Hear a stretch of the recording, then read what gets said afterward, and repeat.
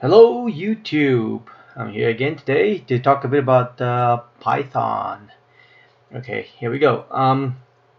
We have, if you're a programmer, you probably know the importance of indentation and what have you. Like for example, just an example, if you have a HTML with no indentation, it's hard to read and to decipher, right? So what we normally do is we take many efforts to use external tool like JS beautifier and then put indentation into it so you can actually read and understand what and where each of the HTML tags and begin. But that's not part of our discussion for today.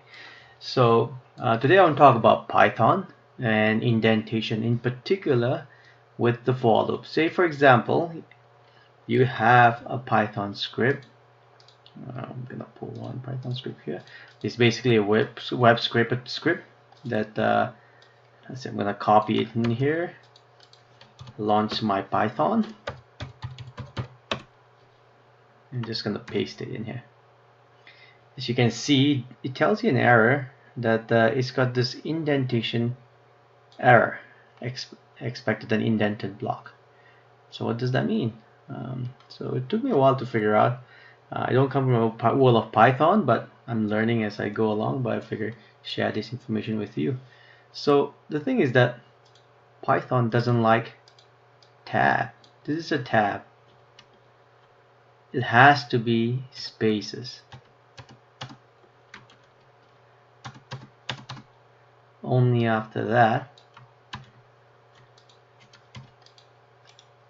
it likes it, or else it will just spit an error message. Let me give you an example what I mean by that. Gonna relaunch my Python again one more time.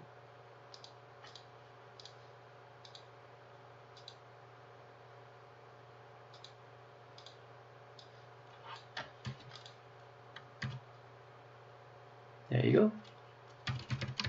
Now you can actually look at the variable name. Well, I hope this will help you. Have a good day.